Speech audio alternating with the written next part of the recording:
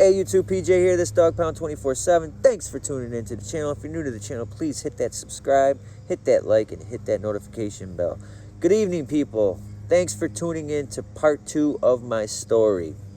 But before I get into that, as I always do, I want to thank all my dedicated viewers and loyal subscribers for being very supportive. You guys have been awesome. If it wasn't for you, I would not be rocking this channel. So thank you, people. Also, if you'd like to make donations to the channel, please visit paypal.com, and there is the address you can make donations to, and everything would be highly appreciated. Thanks. Let's get right into this, people. We're going to kick it off right from the end of part 1. As you know, I've been evicted from my apartment. I lost the girl I was with for 5 years, so my life was going in a downward spiral. Okay. So part 2, we're going to kick it off because I have no place to live, people. No place to live. It is January, and January winters in New York are no joke. Okay, the only place I had to go was my truck. All right. So I had to make a decision. Truck or take up an offer from a friend. If you want to call him a friend. I ended up, going to stay with my weed dealer. Druggy Dougie. I mentioned him in at the end of part 1. He was my weed dealer, and I was very skeptical about taking him up on this offer, people, because I kind of have like an OCD thing. I just can't live with anybody, people. I am a very clean person. I can't live in a house or apartments that are just cluttered and dirty, and that's just me. I'm not trying to offend nobody. That's just me. I have a hard time with that. So I was very, very skeptical of this. So, because I've never been in his apartment, so I don't know how he lives. So I ended up going over there. I showed up to his house or apartment at about 8 or 9 o'clock at night. He lived in an upstairs apartment. I walked up the stairs, and as I was walking up the stairs, I could hear loud-ass music, just bumping. So I ended up knocking on the door. Nobody's answering the door. I ended up pounding louder so they could try to hear me over the music. Nobody's answering the door. I'm like, what the fuck? So I ended up changing up the tone of the knock because I didn't know if they thought I was the police or whatever. So I ended up, doing the old, that type of knock. So, sorry, knocking the camera down. So somebody answered the door. Came to the door, was a younger kid. He looked a little, right around my age. Soon to find out his name was Kevin. And he answered the door. I asked for Druggy Dougie. He ends up coming to the door. I ended up giving him the whole rundown of my situation. He was all about it, people. Welcome. So I walk into the apartment. There was about 8 or 9 people just gathered around the living room, the couches, the love seats, recliners, chairs from the kitchen. Everybody's just gathering around. There's bottles of Jack. There's just booze everywhere. There's bongs. You just name it. They were getting fucked up.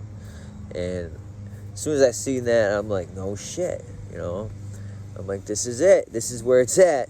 So I just, I introduced myself to everybody, and there was one particular girl that caught my eye. Yes, I was attracted to her. Her name is Marcy. I will not be using last names or anything like that, obviously, but her name was Marcy. So I ended up trying to kick it to her, like, I would, and we're talking, and come to find out she's got a boyfriend. Her boyfriend was the kid that answered the door. So I was a little bummed out about it, but I still had the confidence. That's going to be mine. That's what I'm thinking in my head.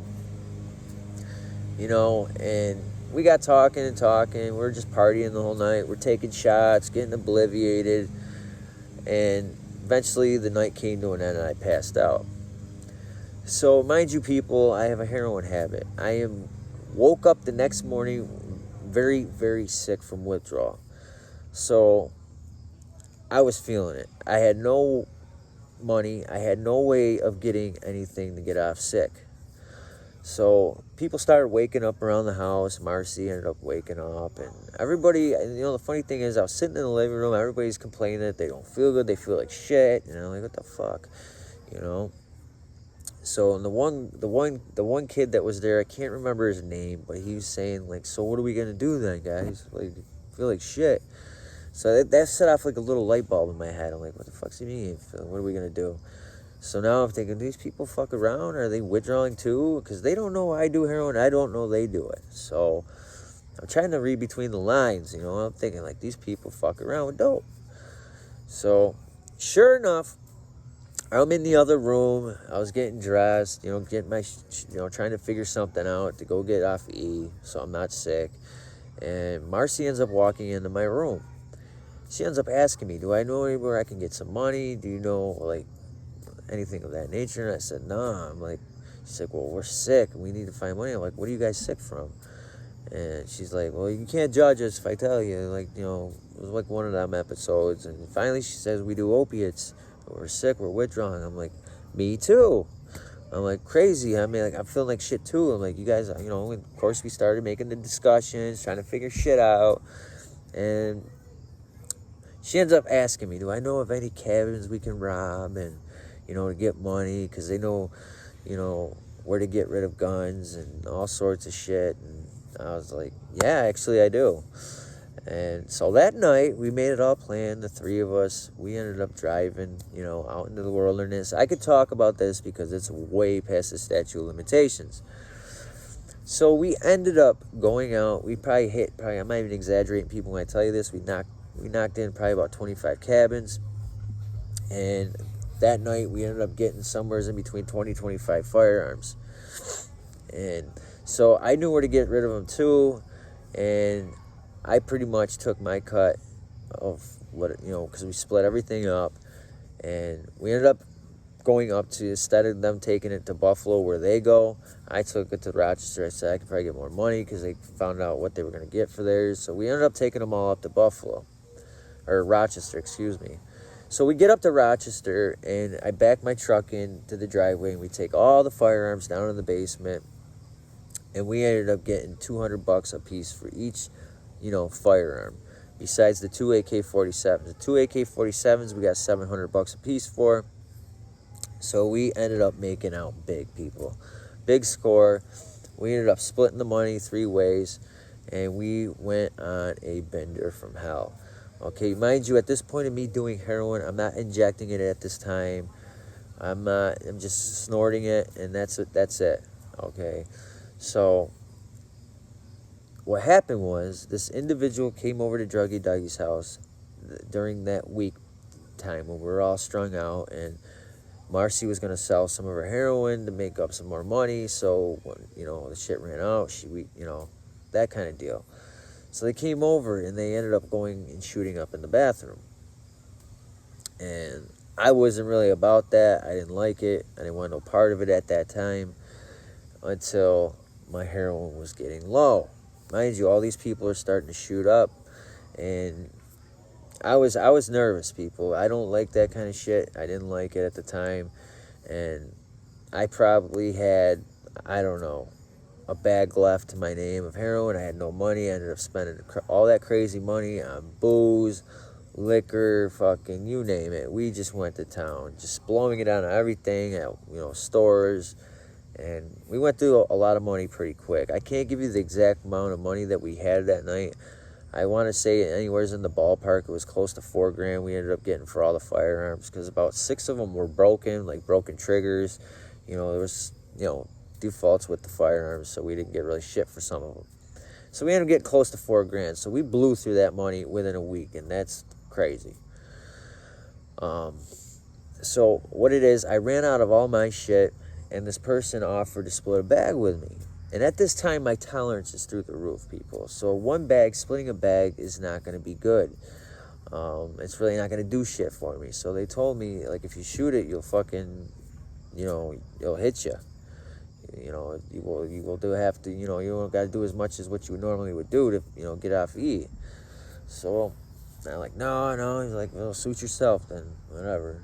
So I ended up fucking saying fuck it. And then they ended up shooting me up for the first time right there in the bathroom. And from that point on, people, it was a wrap. I never turned back to sniffing it. Sniffing it was a waste to me. I fell in love with heroin all over again. I fell in love with the needle, and that was just a whole different ball game. So from that point on, I was just shooting dope. And the rush, people, when I tell you from sniffing it to shooting it, is a big difference, okay? the rush hits you just like that. It just smacks you in the head. I mean, when you inject it, you get the taste in your mouth. It becomes like, you start tasting it. Your body just gets warm, like a warm, fuzzy feeling, and you just feel like you're melting into an uncomfortable, space. It's better than an orgasm. That's the only thing that's the only way I can put it, how I can describe the feeling, because who hasn't done it just has no idea. I'm not exaggerating when I'm telling you that. It literally is better than an orgasm. It's crazy. So yeah, I mean, I was hooked from that point on. It just turned into craziness. For every day, we were just figuring out ways to get money, and we went and did the cabin thing again. But this time, when we went and did the second time, we went and hit cabins out in the middle of nowhere. It was like February. It was blizzarding cold. I'm not exaggerating when I tell you, people, there must have been about 2.5, 3 feet of snow up, in the middle of nowhere. God's country type shit. And I remember we were running through snow drifts, up to our chest, our waist, and it was crazy. We were knocking in cabins and cabins and cabins, and we did the same thing. I didn't even care how I was getting money. I was down to do anything. It was just crazy. So that's all we did. We just kept hitting cabins after cabins after cabins, and then it started breaking into the news, that all these cabins were getting hit. And so we stopped immediately, because we knew that they were going to start investigating into it hard, where they're setting up stings and, in that area. So we quit fucking with it. So we had to come up with a different way to get money. Okay, this way that I started, this hustle that I started doing wasn't as, easy cash. And, I wasn't getting large sums like I was with the firearms, stealing guns and shit. Is we started boosting DVDs. Like box set series, like the Godfather series, the box sets, like the 5 disc sets, the 10 disc sets, and we found a place you can get them off at. It was like I think like $5 to $8 a disc, for like the Godfather's whole box set. I think you get like $70, $80 a pop for it. So what we would do is we'd go to all these Walmarts and Targets and knock off all these box sets. What I would do is to walk out, because at first I started off just doing it, taking, like a couple box sets here and there, and, walking out of the store with it. But it was just too much work and not enough money. So what I started to do was, because, in the box sets, they have the little tags in there that sets off the alarms if you walk out of the store. So instead of like I used to do, bust down every box set, like I used to open them up, take them in the bathroom, open them up, rip the tags out. So I said, fuck that. It's just too much work, too much of a risk. They walking in because they follow you around the store with what people called loss prevention. I can pick them out. Like every time, any store I go into, I can pick out loss prevention, okay? They make it so obvious. And I'm not bragging, but I became pretty much a professional booster. So what I started doing, so I wasn't doing that, is I would take a coffee pot, like a box, take the coffee pot out. I would take all the box set DVDs. I could fit in a good sized coffee pot box. I could fit anywhere from, 15 to 25 box sets in there easy. I would tape it back up, and we'd go purchase the coffee pot. All right, so now I'm walking out with all these box sets, and it'll set off the alarm, but they're not thinking, it's a coffee pot. I have the receipt. I paid for it. Bingo. I used to hustle that for shit. That was good 2-3 years of boosting DVDs everywhere. I'd go all over Western New York, hit every Walmart, every Target. I would even hit Best Buys, banging them. And my new hustle became too is I ended up getting real good in with the guy at the gold mine, which was a pawn shop in my area. It's no longer there, and he had these things for golf clubs, like these big Bertha Nike golf clubs that run anywhere. They're expensive, like $400 a pop, $500 a pop for the big old drivers, and I started boosting them. So during this time, these were our hustles, okay? And you guys are probably wondering, how the hell is he walking out with golf clubs? Well, guys, this is what I used to do. I used to walk into Dick's, like Dick's Sporting Goods, and I used to walk in. I got a pair of crutches, and I used to walk in on crutches like I had a fucked up leg. So what I would do is I would go to the golf area, take 2 golf clubs, 2 big Berthas, which are probably just a little under $1,000 in store value. And I would go into the changing room with a shit ton of clothes, acting like I'm trying on clothes. So I would cut the tags off, the alarms off. I used to have a pair of lineman pliers with me. I would cut the tags off, and I would run the golf clubs right down my side. I would take a ace bandage, wrap it around so it's tight to my body, and I would walk out of the store like that. So I keep my leg extended like I had a bum leg, so, you couldn't tell that, I was walking funny like something running down the side of my leg. So that's how I was getting them out of the stores. And that went on forever. And he would give me $150 a pop for each golf club. No joke, because what he was doing, he was selling them on eBay. And this could be at all hours of the night. If I got anywhere as a minimum of 2 to 3, I can call him up at 2 o'clock in the morning. The guy would come meet me and, snag these and pay me for them. So that was my hustle for about, during this time frame of living at Druggy Dougie's. I turned everybody onto it. And that's pretty much what we did every day to support our habits. It got to the point everybody was shooting, injecting the heroin on a daily basis. We were just out of control. And then this one crazy night, it made the house hot we were living in, people. This kid by the name of Christian, he ended up coming over one night. He was twisted. Him and his mother got in a big old fight. This is probably the 3rd week of me living there. And we were all sitting around the living room. He came in. You could tell he was, fucked up. He was nodding out, pretty much drooling on himself. And he wanted more dope. And he had no more. And we did. And I wasn't coming off none for me because I didn't have that much left. So Marcy's like, I'll give you some. I'm like, dude, I even said to her, I'm like, do you think it's a good idea he does anymore? Look at him. This fucking kid's going to die. So they go against what I say, just people always do, like they know better. So, mind you, she ends up giving it to him. He ends up going into the bathroom, doing his thing, comes back out. Well, I said, listen, I'm going to go to bed, get up early so we can go do our thing tomorrow, to go around, hit up these stores, get some money. And that's pretty much all we did every day. So we went to bed. Marcy and her boyfriend went to bed, and I was laying in bed, and I just thought in my head, because I was really worried about this kid, Christian. I'm like, dude, that dude was faded, and he did more. Like, and he was to the point where he was walking, nodding out. Like, that's how bad he was. So, I end up getting out of bed. I go out to the living room, and he's still sitting in the same chair, okay, as before. And I'm sitting there thinking to myself, I'm like, dude, that shit ain't right. He's still got his jacket on. He's got his feet kicked up.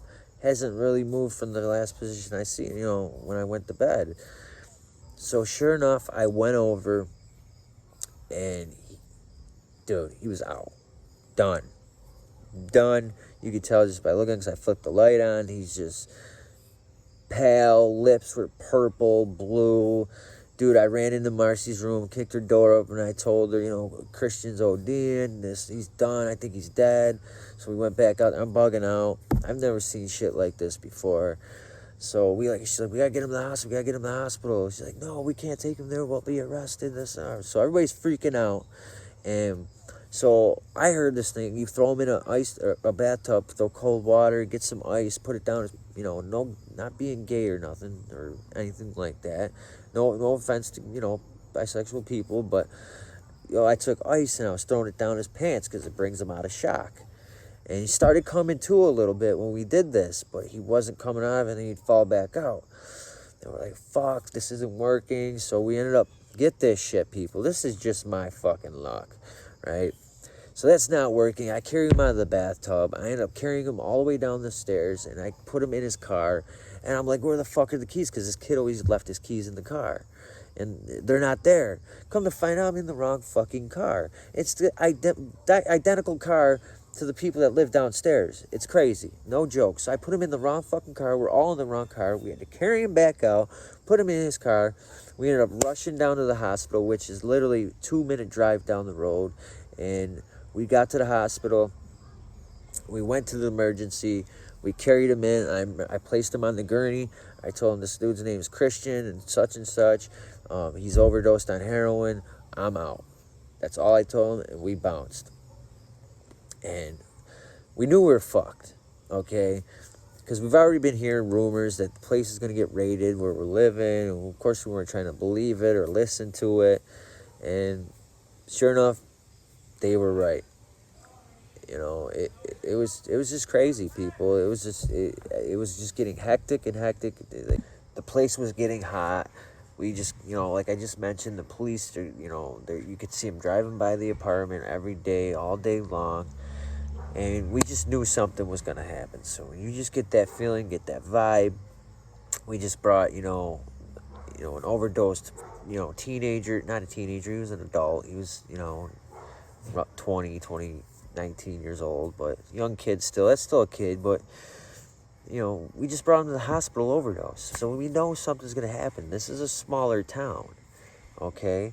But us being so junked out and just not with it by any means at all, we're in denial about shit. Oh, we're going to be all right. We're going to be all right. So, sure enough, we hear the boom, boom, boom, boom on the door, okay? There's about 5 of us in there. It's me, Druggy Dougie, Marcy, her boyfriend, this other girl, Jessica, that I was kind of fooling around with. And we're just sitting around and, watching TV, faded, it was a quiet night, one of the quiet nights. And all of a sudden, the fucking door gets kicked in. Dude, I was like, what the fuck? We all jumped up. So we didn't know what the fuck was going on. It's the fucking police. Fucking police. There was like 2 or 3 cops. They took Kevin and threw him on the floor, handcuffed, and said, you're under the arrest for such and such burglary. And then I'm like, fucking burglary. I'm waiting for me to hit the floor too. I'm fucking thinking I'm next. But they ended up just picking him up, carrying him out. We didn't know what the fuck was going on. We're all fucking paranoid. And come to find out, long story short, that didn't pertain to us. He ended up fucking stealing his stepfather's pistol out of his safe. So his stepfather had him arrested. Okay, we didn't know this. None of us did. And I think Marcy did, but she acted as if she didn't know nothing. But yeah, we all didn't know nothing. They tried to question us. We didn't know shit. They didn't believe us. They thought we knew shit, but we didn't. We didn't know nothing about this kid fucking stealing a pistol from his stepfather. So he ended up going to jail. And I was happier than fuck. Because you all know why. Because it's my turn to slide in there. It's my turn now. So, yep, that's exactly what happened from that night on. Because I've always knew that Marcy liked me. I could tell, you know what I mean? You could tell when somebody's eyeing you all the time. Real close to you all the time. You know what I'm saying?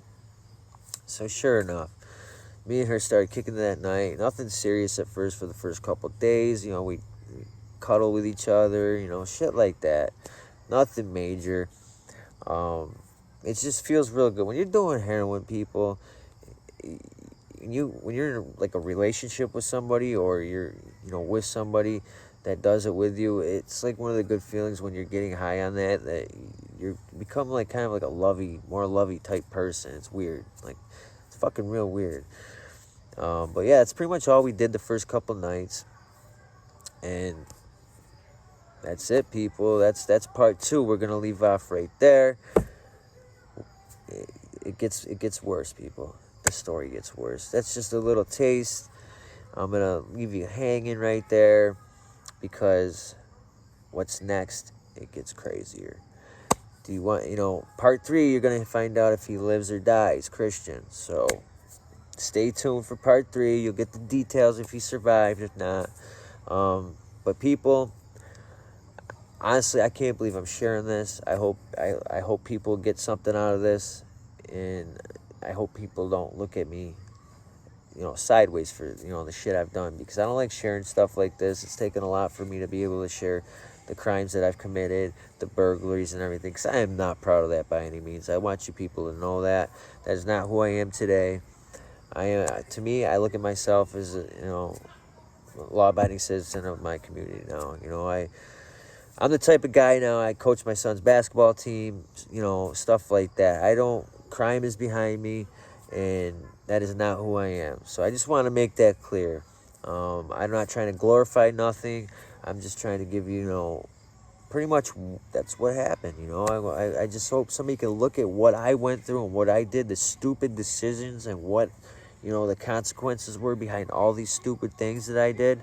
And maybe it can open somebody's eyes. Be like, holy shit, I don't want to do that or end up like that, or that happened to me. So, but I'm going to close with that, people. Part 3 will be soon. You know, a few days. I got to edit this tonight and then upload it tonight. So you guys will have it for tomorrow morning. So, people, I'm going to end with that. Leave your comments in the box below with the comments. You know, give me your thoughts on this. Give me your opinions, what I can improve on by explaining the story. Please don't, if you're not going to offend me, because I'm new to this, people. I'm new to the whole YouTube channel thing, making these videos. I'm learning as I go on certain things, what the, you know, things to upgrade with and try to do. So, people, if you guys have any thoughts on like what I can improve on through these videos, please let me know. All right, I can take criticism and your honest opinion. I would truly appreciate it. But I'm gonna close with that. If you're new to this channel, people, and you're a new viewer, please go ahead and hit that subscribe, hit that like, so you can watch part 3. Also, hit that notification bell. Also, people, if you'd like to donate to the channel, I would truly appreciate it. Go to paypal.com, and there's the link below, or the address to donate to right here. Thank you. It would be truly appreciated. So I'm going to close with that, people. You know how I close this. I hope everybody stay free, safe, and corona-free. Until next time, see ya.